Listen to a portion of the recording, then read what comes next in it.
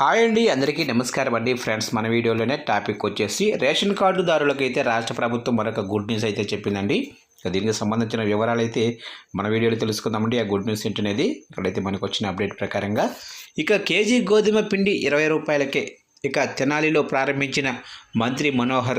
Kilo ration బియ్యంపై ప్రభుత్వం 47 రూపాయల 10 పైసలు ఖర్చు చేస్తుందని, పాలు చేసిన సన్న బియ్యంతో పోలిస్తే ఆరోగ్యానికి ఇవి చాలా మంచివని మంత్రి నాదెండ్ల మనోహర్ పేర్కొన్నారు.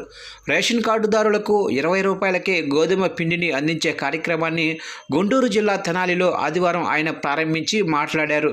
ప్రస్తుతం రాష్ట్ర వ్యాప్తంగా జిల్లా కేంద్రాలలో 18 టన్నుల గోధుమ పిండిని పంపిణీ చేస్తున్నాము.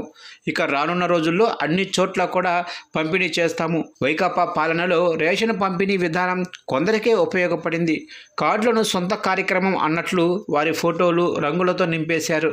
కూటమి ప్రభుత్వంలో చౌక ధరల దుకాణాలు నెలలో 15 రోజుల పాటు ఉదయం నుంచి సాయంత్రం వరకు అందుబాటులో ఉండేలా మార్పులు చేశాము. స్మార్ట్ రేషన్ కార్డు ద్వారా రాష్ట్రంలో ఏ దుకాణంలోనైనా సరుకులు తీసుకోవచ్చు. డీలర్లకు మరింత ఆదాయం వచ్చేలా రానున్న రోజుల్లో కొండ ప్రాంతాల్లో ఇతర సేంద్రియ సాగు ఉత్పత్తులను వారి ద్వారా ప్రజలకు చేరువ చేస్తాము అని చెప్పారు.